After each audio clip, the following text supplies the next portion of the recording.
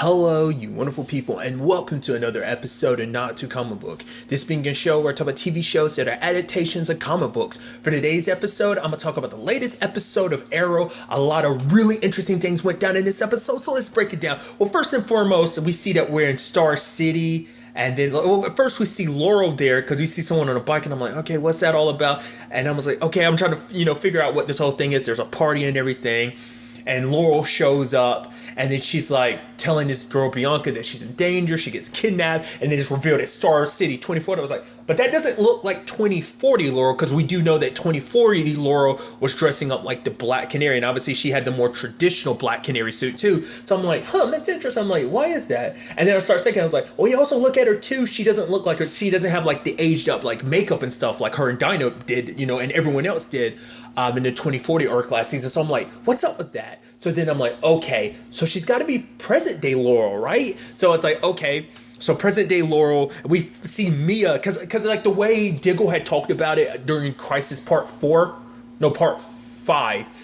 it's like Connor was going, and I figured as much. It's like when everything got restored, they got sent back to their original time, because the fact of the matter is, I mean, I guess them still technically being around it would have caused a paradox, maybe, but also like they were brought to the present by the Monitor, and now that kind of all got undone. They were returned to the original time, but obviously because things went differently, and once again, why would they go back to their original time with their memories? And John had to go around and let every non-Paragon remember what happened during Crisis. So there's that whole situation.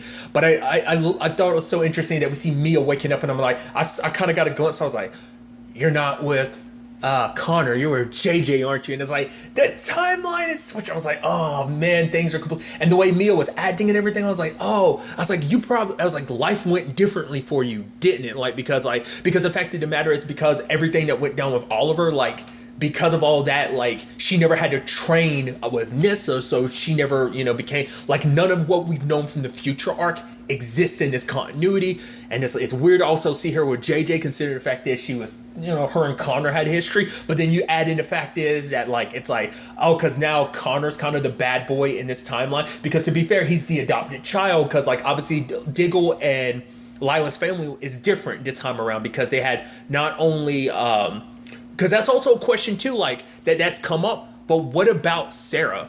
We know because of Crisis, the fact is that Diggle has both Sarah and JJ. So it's we see JJ but not Sarah, but maybe that's going to be something we'll see later on. But it's I guess because of Connor, balancing all of that, because it seems eventually they took Connor in anyway, so which kind of sad to mean that eventually at some point Turner does end up dying. Whatever the cause may be, he does. And they still end up looking after JJ. But I guess because Connor kind of got all the love and attention to a certain extent. And obviously JJ was the one that was more jealous. But now obviously it's kind of vice versa. And it's kind of a shame and everything, because I guess that world kind of worked out a little bit differently. Like I said, there's still a lot of blanks that need to be filled in with that. But still. And then that was kind of interesting. It's also interesting too, because we see that Mia's kind of basically living the life that Oliver basically would. She's kind of a socialite and everything. I'm like, that's interesting. So you're basically Oliver if he never went to Lian-Yu, if the whole Queen's Gambit going down. So I thought that was so interesting. I was like, oh, you're kind of like a celebrity, because that's what I started wondering. I was like, do you have any training and stuff like that? It's no, because basically your timeline doesn't exist anymore. So it's you got zapped to a future. You're like everyone else. They're kind of living in a world that they think they've been living in the entire time, until they get the boop. Oh wait, there was this whole other life that I was living, because things were completely different prior to Crisis. So it's that whole thing. It's interesting enough to Laurel ends up running into Dinah, who's here for whatever reason. I'm like, that's young Dinah. That's not older Dinah. So I'm like, what's up with this? So apparently, somehow she ended up in 2040, because apparently someone just dropped her here, and she doesn't remember how she got here. She just woke up here, and apparently she's been wiped from existence. So that's why I'm like, how are you running around the place? I mean, that's what I'm curious about with Laurel too. It's you're running around 2040 right now. I mean, the time, not unless that's supposed to mean something. Like the fact is that you haven't. I just think it's interesting you haven't run into yourself. But I guess Laurel's off somewhere else. She's probably superheroing it up somewhere else because Star City hasn't basically needed any heroes for the past 20 years. After Oliver did what he did, it's like the city was saved, you know, which is interesting considering like everything in the original timeline was like, oh, like everything still was kind of terrible in the future. So it's just kind of like the opposite spectrum while still kind of being the same because there's trouble brewing here. But regardless, I'm going on a tangent and everything. But it's also interesting too because Dinah runs a bar and she's, you know, kind of a lounge singer. Because, like I said, I think this is typical to the Black Canary character in the comic books. Obviously, once again, I'm not well versed in the comic books, but I think the character of Dinah is typically a singer. Cause so like literally none of the other Canaries have ever fit that role. Obviously, Sarah never fit that role. Obviously she eventually becomes an assassin and stuff like that, but obviously that wasn't, you know, that path. Obviously Laurel was an ADA and Dinah was an undercover cop, so it seems like they're kind of folding in like her story now. It's like, oh, where her taking this identity in 2020, it's like, I mean in 2040 she's kind of adopting, I think, the more traditional route. Because it's interesting because even in the Birds of Prey movie, obviously that's kind of an avenue they're going down with, like, oh, like that the Black Canary character in the movie, Birds of Prey movie, is going to be kind of a lounge singer type of situation. So it's like they're kind of like coincide. Because I do know that there's at least one comic book run I remember coming across. Apparently, like she's kind of like the lead of a punk rock band, Black Canary. So I think that was kind of, you know, like this is more pushing Dinah, you know, the Black Canary, more towards the more musical route of, you know, the characters, I guess, background and stuff like that. But regardless, I thought that was kind of interesting. But Dinah does remember everything because Dinah did get, you know, John Jones before she ended up, you know, landing here at some point in time. We also get little tidbits here and there about other people. We hear about, you know, Renee still being mayor and stuff like that. But beyond that, we don't really talk about like where everyone else is, like Diggle and Lila or Curtis or anyone else, you know, like what happened with Thea, because obviously Thea went off with Talia to kind of like start a new group. Obviously, like this season of Arrow kind of set that up. But regardless, Mia's having this party, this celebration. Obviously, Zoe's still alive in this timeline, and obviously William's there. Obviously, none of them being the wiser about everything that's going down. So I thought that was kind of interesting. And obviously, it's like, oh, this Bianca needs to be rescued. All right, if you're not listening, it's time to wake you up. And in that moment, using a ring device, she ends up like bringing back all of Mia's memories about everything that went down from her original timeline and everything she experienced during Crisis. So, and it's interesting because I love she breaks it down. It's like, how did you do that? It's like, well, John Jones, a friend of Supergirl's, well, John Jones, Green Martian, you know, Supergirl knows, ended up giving, like, Cisco took that power to kind of, that he has to make people's memories come back and made it into a device. And I love Dinah being like, oh, so a friend of Supergirl's, gave the ability to, like, gave that, and a friend of the Flash's made it into something. And I love her being like, yes, that's exactly what I said. But now Mia's kind of struggling with this whole situation because now she's in this complicated thing. And I immediately thought like, oh man, this is going to be so interesting because obviously she's living basically a double life, which is something like that's kind of interesting because it hasn't had to be a thing for a little while because obviously everyone's secret identities were kind of, well, in particular, Oliver's kind of, his secret identity's been out there since the end of season 6, but obviously like mostly through 7. So we're kind of going back to that, like, oh, because like I said, like it doesn't come up that often. Like I feel like it comes up a little bit here and there, but like it doesn't seem like Barry struggles with it as much, kind of living the double life. Now there's just Jeff kind of, you know, Jeff from Black Lightning, kind of, sort of, but not really. The only people who still kind of keep it up the most is like Kara, obviously, you know, Kate and Batwoman. So it's going to be interesting to see that, you know, Mia kind of having to balance a double life in a more interesting route too, because it's like she's got to play kind of that Batman angle. Well, even the angle like her dad. Her dad had to keep up his appearances as kind of like, oh yeah, this spoiled rich kid that everyone kind of knew him as, and she has to keep up her appearance as a socialite as well, while also kind of being a hero. But obviously she doesn't want the hero mantle, even though like Laurel is kind of pushing it on her because it's like, here's his suit and everything, but she doesn't want to wear it. And it's even something interesting because Dinah later on is like, the fact of the matter is that the last time she wore that suit was when Oliver died. It's even sadder too because like the last time she saw Oliver, I don't know if they didn't focus on it, but obviously she met him in Purgatory too. That was kind of the last interactions, but obviously wearing putting two and two together with the suit and everything. The last time she wore it was when her dad died. The sad thing is he came back as Spectre, obviously, but sacrificed himself yet again. But it's like, I'm sure you'd rather just know about the one death rather than two, because I think that would just kind of suck to know that your dad died twice. But regardless, like I said, I'm getting caught up on tangents and stuff like that. I didn't even talk about it, but Laurel kind of makes it seem like basically she came to the future because stuff goes down a year from now. Basically, Bianca's death basically sets off a chain of events that leads to basically Star City kind of being destroyed again. So kind of almost a little reminiscent of the original timeline, well, the original future, on Earth 1. But regardless, like I said, tangents and all that. But Mia was kind of saying like, oh, well, who's to say I still got those skills? And Laurel throws a glass at her and she catches it. See, it's like riding a bike. It's like, yeah, I mean, because, your body, even the moment your mind remembers, your body kind of goes with the flow and kind of remembers it as well. So I think that's pretty, I mean, to be fair, all that training wasn't necessarily undone. You just didn't remember that you knew all that. It's kind of the interesting thing.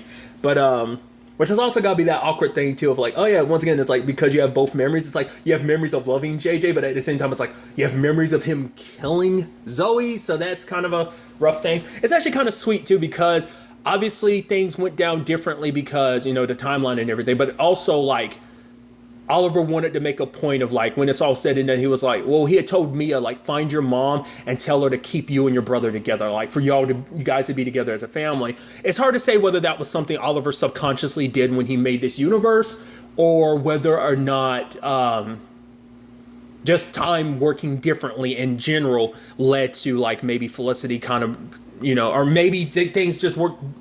I don't know, like how like because obviously Diggle has his has another child, so it's like maybe William never went to live with his grandparents in his timeline.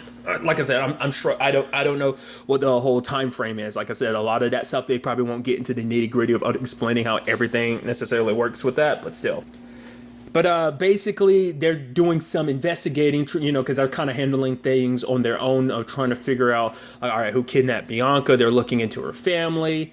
But then it's like her brother, like we never actually found out what exactly her brother was up to. It's like there were vials and stuff like that, and like some vials of things. I was like, at first I was like, is that Vertigo? But it was greenish, so I was like, no, I can't, because Vertigo's like yellowish if I remember correctly. But it seemed like he was up to something. But I don't think to my recollection, they never actually explained like what he was actually up to. But it could have just been like, oh, he was doing some shady stuff on the side, so it's not anything necessarily related to his sister, or maybe it is. But lo and behold, who shows up, we see someone in a Deathstroke match. Obviously, Laurel's kind of like, yo, we know that your boyfriend was part of the Deathstroke thing in another time. Well, not just your boyfriend, your fiance, because he proposed and everything, which, like, once again, just kind of makes that whole situation crazier. But the thing is, my mind immediately was like, oh, it's got to be Connor, because Connor's like a bad guy in this, universe. But it seems like he probably hasn't fully crossed that line. It seems like he's troubled, but maybe not to that extent. But, we'll see. It was also interesting, too, because they kind of left Mia to kind of face for herself, which at first she's kind of takes a little while to kind of get back in the game, but she ends up taking down that guy, where she kind of gets pissed at Laurel. She's like, see, you did remember, so it's kind of fine. It's like, you could have gotten me killed. It's like, the fact of the matter is, like, this is part of that hero game. You kind of got to just jump into it, is kind of what Laurel was kind of, ultimately getting at, but still. Then there's the whole thing of kind of like, at the party and everything, she's trying to get to JJ's computer. I love Laurel just being like, oh, no, just let me. I love it. What was it, all the stuff that she was, oh, right. She references the fact is, and I thought it was kind of interesting and just showing you how pessimistic Laurel is. She was talking about the fact is that, like, me and your dad, me and your dad used to date. Well, I dated a version of your dad. And then I love Mia being like, ew, gross, I don't need to hear this. It's like, yeah, and he also cheated. Well, he went down in the gambit, and he also cheated on me with my sister. Basically showing that even though it was a different Earth, the fact of the matter is, despite all that, the fact of the matter is that, which also kind of begs the question, like, about that, too. Like, how much of her Earth 2 stuff blended over? Well, because, like, I'm curious how that ends up fitting out. Like the whole thing about her being from a different Earth. They probably just like with the new universe being created, she became this Earth's Laurel. So Earth 1 Laurel technically doesn't exist in this continuity anymore because currently there's only one Earth, but that not everyone's aware. That, you get what I'm saying? So that means all Laurel stuff has always been her, because no one else has ever known that there was a multiverse, which is even crazy when you actually think about that. Like, holy crap, she's basically been living someone else's life, like, because like I said, everyone else's life has kind of been on technically on autopilot, kind of dropping them off at point present day, but it's like, oh, this back history that was kind of artificially created when the universe was created, because like all these different Earths exist as one now type of situation. Once again, you get what I'm trying to say. But that was something I didn't even think about till now. But regardless, she was trying to make the point that even though they're different Earths and things kind of work out differently, a lot of people still stay true to who they are. So it's like, yes, things might be different on this Earth now, but the fact of the matter is he was a bad guy then. He's most likely still a bad guy now. So it was kind of the point she was trying to get across. So, you know, because like legitimately the only difference between Earth 1 and Earth 2 is the fact is that on Earth 2, the Gambit went down and Oliver died. He never came back and became the Green Arrow. That's the only thing. But regardless of all of that, you know, Mia ends up sneaking through because of her being the socialite, but also just probably because of the whole JJ thing being his fiance and everything. She kind of has opportunities to kind of move around and do a lot. Once again, like it's so interesting, like seeing that angle, because that angle hasn't been played up in such a long time, because the Queen name wasn't like the powerful name that it is now, because obviously there's a lot of legacy, not only who the Queens were before, but also Oliver's legacy as being the Green Arrow, what he did as a Green Arrow, plus literally sacrificing himself. You know, all of that kind of creates an interesting legacy. But regardless, JJ catches her, and I'm not too surprised. I was like, yeah. So I know I meant to bring this up earlier. The actor who plays who plays JJ, I felt, because he plays one of he plays Gabe on You on Netflix. That's one of Love's best friends. Like yeah, because I kept looking at him during Love and being like, I mean, not during Love, during You, being like, why does he look so familiar? I guess that's why I recognize him from this. I was like, oh, that's so interesting. But regardless, I thought that was kind of fascinating. I was like, oh, hey. But nevertheless.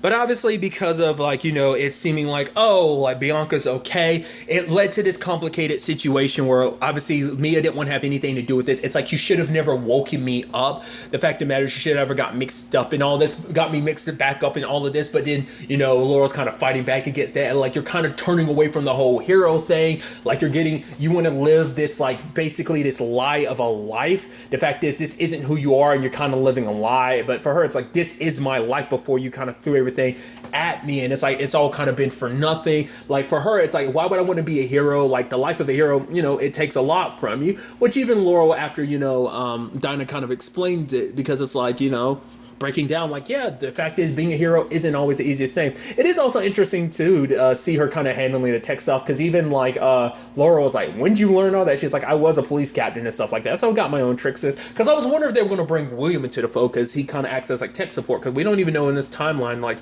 what happened to Felicity. But to be fair, Felicity might be outside of all of this too, because remember, Lex made a deal with the Monitor to protect Lena, to kind of make it so that she could remember, like, and be protected from this whole multiverse, you know, being wiped out situation. Obviously, the last time we saw Felicity was at the end when the Monitor ended up taking her. She was like, let me go to Oliver. So probably in that moment she was in stasis, and before, probably we'll get a flashback that during the events of Crisis she ends up popping up there, like her and Oliver get to have like one final moment together. That's kind of what I'm assuming, because like I said, timeline wise, because like the last time we saw her, she went to the portal, so I'm sure she kind of got immune to all this, kind of similar to how Jennifer was immune to like everything that went down during Crisis. Like she wasn't wiped out. She wasn't literally technically on her Earth at the time of all the planets being wiped out by the antimatter waves. So once again, just going on tangents upon tangent. But getting back to the point, like obviously I like that, you know, and I love Laura walking into the room because she goes to talk to Mia and she's like, oh, are you crying? And it's just like, you sound so unsympathetic. But to be fair, it's like, I think I never really think about that so much, of just how very, I mean, that was always the point of how different she was from Earth One's lore, but it's just a thing of like, you get moments like this where it's like, yeah, you see her break down a little bit, but for her, she's learning to kind of be a person again, because she's always been Black Siren, so she's always buried and just kind of got rid of her emotions, so it's never been something she's had to really deal with, but it's something I think I've never really taken notice of until this moment. She's like, oh, are you crying? Human emotions don't seem, I don't do human emotions, so it's kind of, it's kind of got that mentality to it, which I think is kind of interesting.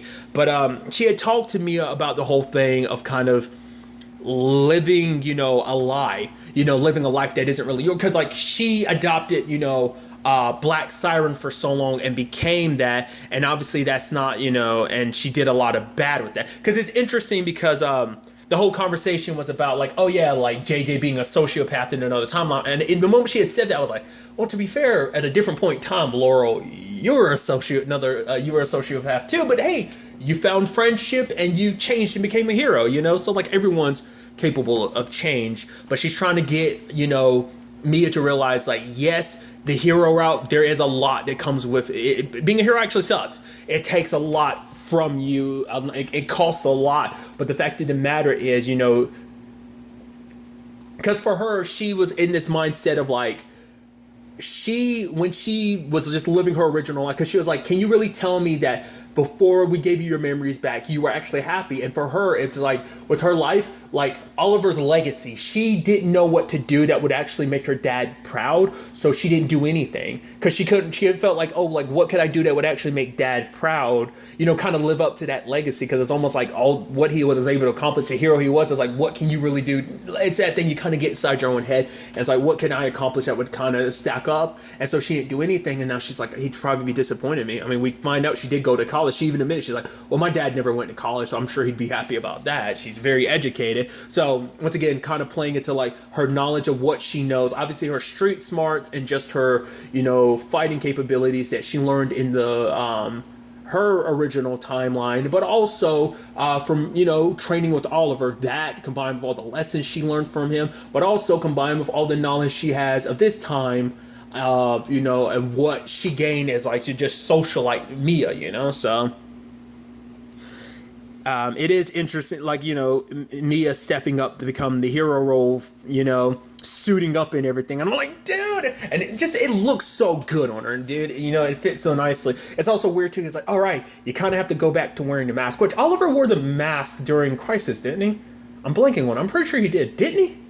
I don't remember. I feel like I vaguely remember him wearing the mask. I think he did. Regardless, it's like, because the thing is, when Mia had the suit on in Crisis, she didn't wear the mask. Didn't really need to, because obviously they were on a different Earth, so it's not like keeping your secret identity was necessary. But obviously now she has to kind of go back to it, because she is going to be balancing the two, And obviously that ends up becoming a thing later on of like, balancing those two isn't going to be an easy thing. It's actually going to be hard. But the fact of the matter is, they luckily work together to save Bianca. It's that Trevor dude, because I was actually surprised, like, oh, so it's not actually even Connor. And there could still be some leeway with that, but we'll see in the long run. But it's like, okay, I was like, that's really fascinating. So I did like them kind of kicking some serious ass, because he's like, oh, don't worry about it. It's like all of you three against all of them. And then Mia being like, yeah, I like our odds. It ends up kicking some serious ass. I even love later on, he's like, how are you still alive? It's like, yeah, you underestimate him, because he doesn't really know them. Because like, obviously, there hasn't really been much need for heroes in this, Star City in this time. But then there's like that tattoo he has on his arm, and he talks about the fact that you can't stop what's coming. She won't let you. And it's like, okay, so who's the she you're talking about? What's this all about? So it's sad too, because he blows himself up and literally everyone else in the building. Not unless he managed to get away, but he was willing to sacrifice himself if it meant killing everyone else. And I love Bianca be like, who are you bitches? And it's like, yeah, that's kind of the perfect, that's a great question. Quite, I don't know, and just like there's all three of them standing there, explosions behind them. It's like, yeah, badasses don't look at explosions. But yeah, but obviously this is only the stepping stone for what's to come, because it's like, with all of this, like obviously Trevor wasn't working alone. There's someone else behind him, and obviously even Mia was like, yeah, that tattoo on his hand, she's like, it looks familiar. And I was like, what is that all about? So now it's a situation of like, okay, so everyone's gonna protect Star City to figure out this whole situation. Laurel's going to stick around long enough to kind of help figure it out, and Dinah's going to got to figure out like how she got here and why she's here and everything, and why she was wiped out from existence. So there's that.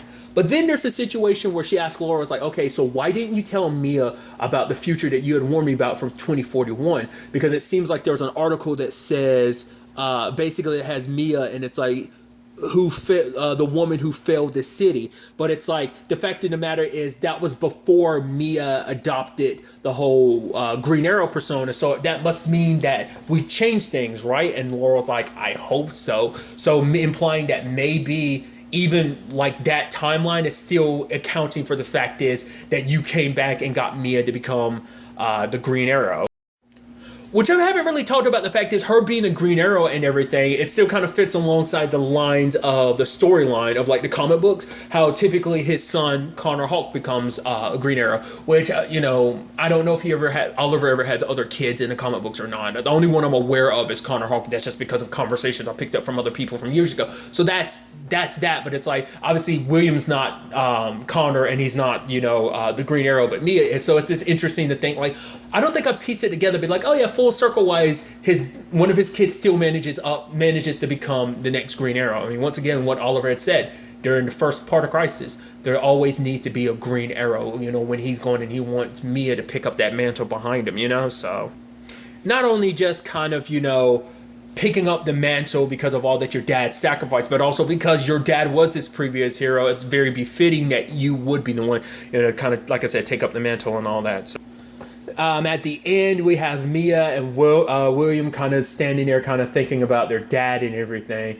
And obviously, they're getting, like, you know, announcements being like, oh, people wondering if I'm the Green Arrow. And he's like, oh, that's very sexist, isn't it? Like, I mean, you're just as much dad's kid, so why aren't they asking you? You could be. And it's like, haha. I mean, which is interesting considering the fact as well, at one point in time, your half aunt, that being Emiko, kind of took up the mantle. Obviously, that was just a ploy, but still.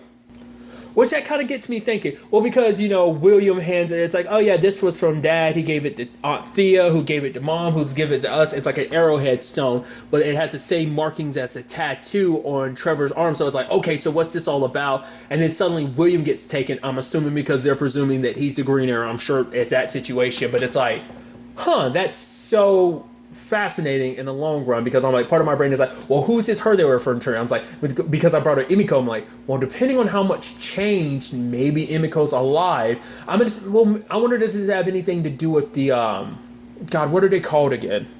The Ninth Circle. We have never circled back to that group. Also, interesting enough, once I've always brought this up, Hive never got dealt with. Like, after Damien Dark's plans failed in season 4, they never popped back up again.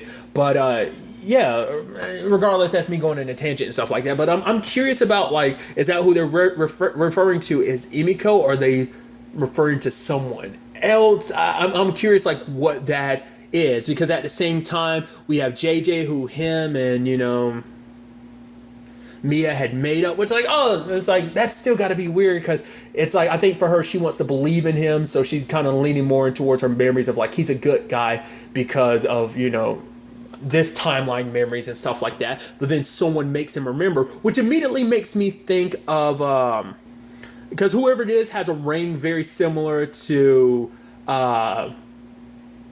Laurel to bring back memories. But it's like, how would you get that? But it reminds me of the Philosopher's Stone with the Alchemist, or is it not the Alchemist? It's Alchemy, right? From season 3 of The Flash, he was able to make other, like, people remember their metahuman selves from Flashpoint. That it kind of heavily reminds me of that. It's almost like I wonder if that's supposed to be kind of a bit of a reference to that. So that's interesting. Like, that might be actually what the technology is based on. Is based on Alchemy's Philosopher's Stone in the grand scheme of things, because it literally operates the same way. But that's interesting, because now JJ remembers everything, which that's going to be interesting, because it's like, she's your fiance, and obviously you're probably going to give in more to your darker side, but you're going to be less likely to kill her because you think, like, hey, like, that's my fiance. You know, your present memories might kind of get in the way, and kind of when it comes to Mia, her present memories might kind of get in the way. Obviously, like, Dinah and Laura are planning to kind of start up Canaries. It's like, because for Dinah, she kind of lost herself, but it's like, hey, like, she kind of, like, that fighting spirit, that hero inside of her got reinvigorated. Because for her, it's like a lot of people that were dead in the original timeline because of her are now alive, like Zoe, for example. So it kind of made her reluctant to kind of get mixed up in anything, but she recognizes what the Canary was able to do for her. So, like, she wants to obviously continue that and, build out the branches of the Canary. So I'm wondering who that will include. I'm assuming that would still be Zoe. Because getting her memories, I don't know. It'd be, I wonder, would it be able to work? Oh yeah, because it would have to, because it would work, because JJ got his memories back of the original timeline, even though he had nothing to do with Crisis and stuff like that. So all your memory, it brings back all your memories from the original timeline, like I said, much like the Philosopher's Stone with the whole Flashpoint thing. But regardless, it's interesting the way this episode is represented, because, like, obviously this is set up for the next episode, which is the series finale. And it's so weird because they don't even feel like we're setting up for a series finale. It seems like we're setting up for like the next arc. But it's interesting because I'm sure, like, because obviously this is also set up because I'm sure the finale is going to be set up for the Canary series, which is just going to be built off of, like, where things end up. Because that was my biggest question, like, how the whole Mia, because, like, anytime I saw pictures kind of representing the Canary stuff, it'd be a picture of Mia, but it'd be present day Dinah and Laurel. So that's why I was like, how's that going to happen? And then I was like, oh, it's Dinah going to, I was like, in my brain, I was like, is Mia going to stay present day? Because I wasn't, like I said, I was sure she got sent back to her time, but I was like, maybe, I kept thinking, oh, maybe I got that wrong. But it's like, well, now they're in the future, which is going to be interesting to see how that, like I said, ends up playing out. But yeah, more so than anything, it's going to be like a lot of closure for Arrow in general.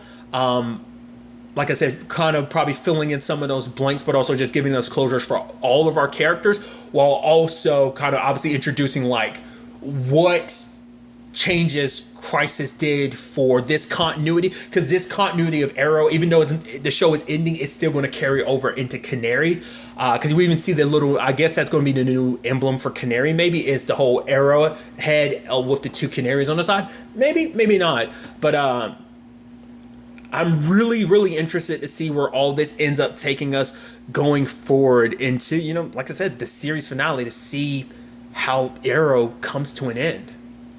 But really, that's all I want to talk about. So the next time we meet, be happy, be safe, light to the force, and enjoy it. Good day and goodbye.